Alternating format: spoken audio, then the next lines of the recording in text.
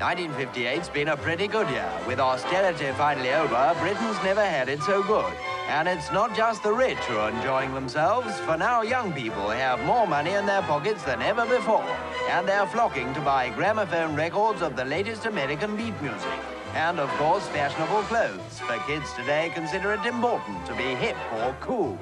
Even as cool as this young lady, who must be feeling pretty chilly as she enjoys the freedom of her new bikini. Yes, teenagers have come into their own, and unlike previous generations just starting out in life, these absolute beginners with their coffee bars, fab music, and groovy gear look like they're here to stay.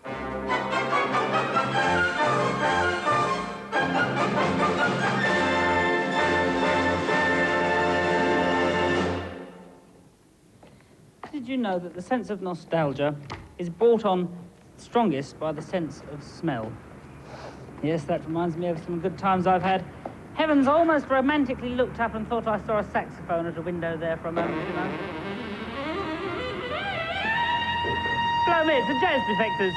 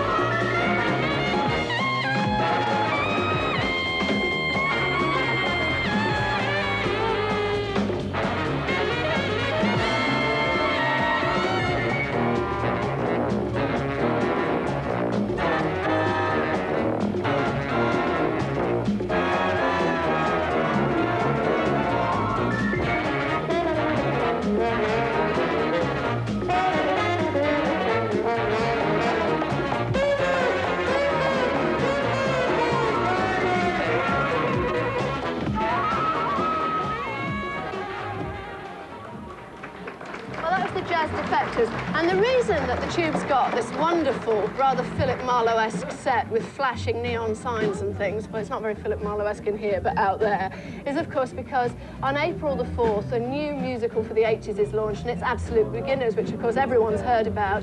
And I'm here with the producer, Steve Woolley, and the director, Julian Temple. Now, you're both a bit tired because you came back from America. What was that like? It was great out there because we were showing the movie really for the first time, and the response was really good in LA and New York. We were very surprised because a lot of people had said that the Americans wouldn't understand the accents. But I think that the music and the style of the film has won them over. Ed Teddy worked, which is a miracle. Now, the style of the film's wonderful, 50s, and truly evocative of the time. Is it particularly a time that you're very interested in, or do you think that's just a wonderful time to glamorize? Well, we wanted to not simply make it a nostalgia film. We wanted to make it very much from the 80s, looking at the 50s and why certain things that are happening now have their roots in the 50s, I think. It was the beginning of the teenage, and now, in a way, it's the end. And we wanted to bounce the ideas between those two things very much. So hopefully it's not just a time capsule that takes you back, but it challenges kids today to do something as adventurous and mad as their parents did in the late 50s. Do you think that it will inspire teenagers when they go and see the film to do something different, or do you think that actually a lot of them will wish that they could sort of recreate that kind of thing? Well, I hope it inspires them to do something different. I mean, there are a lot of people dressed up in 50s clothes walking around the streets, and it's time for something new, really. And this film, if you don't know about the history of it, you can't change the future. And hopefully this digs around in the British 50s rather than the cliches of American 50s, the shawaddy-waddy, day-glow, fin-tail cars, and gets to the British 50s and shows what happened then here. You know? Now, in the movie, there's lots and lots of jazz music. Do you think that's going to catch on? It's not really pure jazz. What we've done is we've taken Charlie Mingus and we've taken a lot of jazz from the period, and we've rearranged it with Gil Evans, who arranged Miles Davis in the 50s. But Paul Weller, David Bowie, Sade have given it their own style. So it's very much, it's jazz influenced, and the arrangements are very different. They're very different for modern ears, for ears now. But it's not pure jazz of the 50s. We haven't tried to, again, we've not tried to be patronizing and just use that jazz. We've tried to do something with it. How much influence did you have over what people were doing music-wise? Because everyone wrote their own songs, didn't they? And Well, Bowie wrote songs. that was the great thing, that rather than being given a piece of plastic, when you make a video, they throw a record on the table and say, film that. We have the chance here to, you know, commission the songs, and this is a musical, so the songs are really part of the script. They tell the story, and rather than, you know, just being locked into a piece of music, we could change it. If the music suggested something for the picture, we could change that, so it was much more interactive. Julian collaborated very, very closely with all the composers and the performers in the film, so that there was, they really did mesh into the story. One of the successes of the film, we hope, is that the music really does tell the story, and it isn't just there as a musical sequence. No, rude girl. It's David Bowie.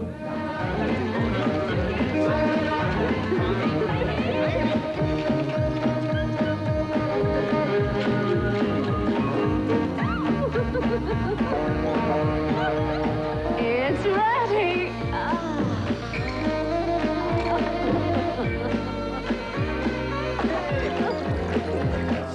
Julian, I hadn't worked with before.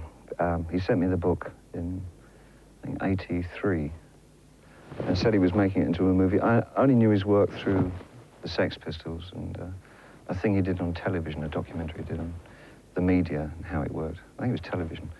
And I'd never read the book before. I found it fascinating, but not very strong storyline, really. It was sort of a list of observations around the 50s.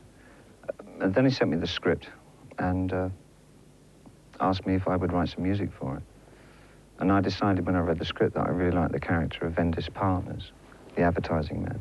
So I said, listen, I'd love to write the music if I can have a Vendis Partners role.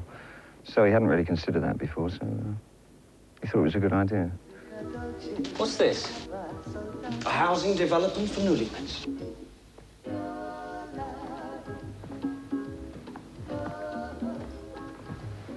It's lovely. No, it's not, son. It's horrible. But it's looked. It's not a character that I care for too much, Vendis Partners. It was kind of easier to deal with him because it sort of fooled around with him an awful lot. It's the same kind of pompous kind of character that you find in advertising. I worked for a short while when I left school for about 6 months as an artist in an advertising agency, and I absolutely loathed it. Most of the people, especially the execs, you know, and there was this fluctuating between an English and American accent that I thought would be a good way to portray Vendis Partners. Sort of a naive idea of what the American way of life. It was just happening, you know, in England in the 50s. And I think that was sort of very influenced by the American way of doing things. So he goes in and out of American accent all the time, not very successfully. It doesn't mean you have to. I mean, I don't believe you necessarily have to relate to the character. I don't relate to it particularly, but I enjoyed playing him because he's such a bastard.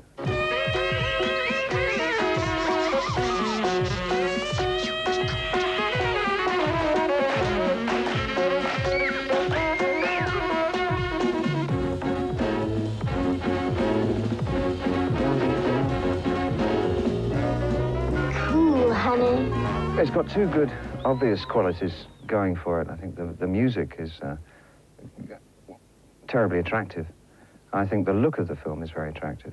I think that should encourage a lot of people to go and see the movie. But once they get in and see the movie, I think they'll find a fabric of social complexities that they didn't expect to find. What a weird landlords of pressure tenants. What a weird landlords of pressure tenants. Don't like everything crushed. Them no one to be. There's a lovely parody of the 50s dance things.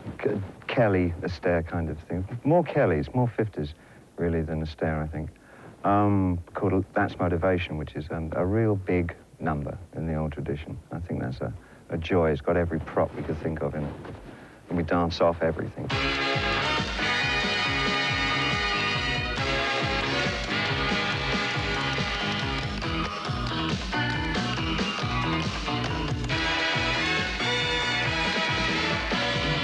You know you got something. You know you got this style. We don't take much, just a little bit. That's motivation.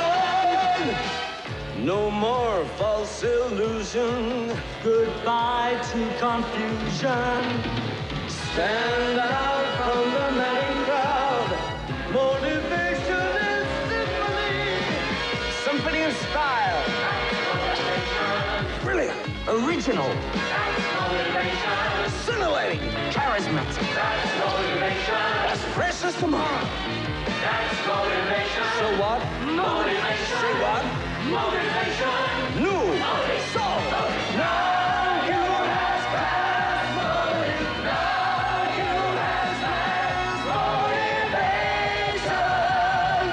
I think I'm a lot more careful about the kinds of roles I accept these days. I think in the beginning I took a lot of things, except for Manifold to Earth. And a couple of other things there I just grabbed because they were going. But now, fortunately, I'm being offered things with a great variety to them. So it's kind of intriguing to see how into it I can get. Well, now, also appearing in that film is our own cuddly Fluff Alan Freeman, because you play a part called Call Me Cobber, is a very unpleasant media personality. Very nasty television chat show host I am. Not at all likely How to are you, yourself. Blitz baby? Ah, no, Blitz baby. You are so cool, and I dig that clubber. This is what they call teen speak. It's in this book, which you can also buy, Absolute Beginners. Well, you see, if you were Blitz baby, you were born in 1940 when Well, thank you very much. All right, I'm a great okay. deal younger than and that. you were very cool. You were very hip, and I like the clubber, the clothes, the snutter. Wonderful. So where did that start then, teen speak? Because in real life, you made up a lot of